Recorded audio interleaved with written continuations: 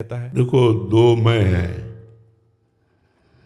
एक शुद्ध परमात्मा स्वरूप मैं है जिसे ब्रह्म कहते हैं, और एक अंतःकरण धर्म में मैं है, मन बुद्धि चित्त अहंकार।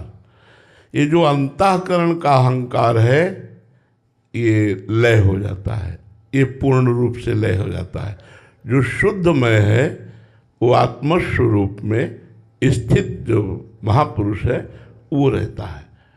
जो अंतःकरण का मैं है वो नष्ट हो जाता है। अंतःकरण के मैं में शरीर को लेकर के अभिमान होता है, देहाभिमान, बुद्धि तक को लेकर के अभिमान होता है, और धन का अभिमान, बल का अभिमान, तपस्या का अभिमान, शरीर की क्रियाओं का अभिमान, ये सब होता है। तो अंतःकरण का जो मलिन अहंकार है वो नष्ट हो जाता है। शुद्ध मैं जो परमात्मा स्वरूप है वो बचता है, उसी का तो बोध होता है। वही शुद्ध स्वरूप जो मैं है वो परब्रह्म, अहम ब्रह्मास्मि, मैं ब्रह्म हूँ, ये अनुभव होता है। उसको अपने स्वरूप का अनुभव होता है, उसे ही आत्मबोध कहते हैं।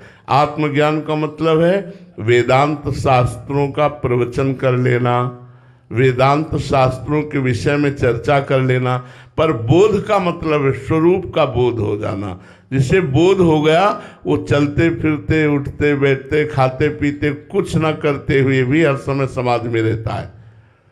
क्योंकि जो कर्ता भाव अहंकार था, अहंकार विमूढ़ आत्मा कर्ता हमिति मन्यते, जो कर्ता भाव था, भोक्ता भाव था, वो ज्ञान के द्वारा लय हो गया।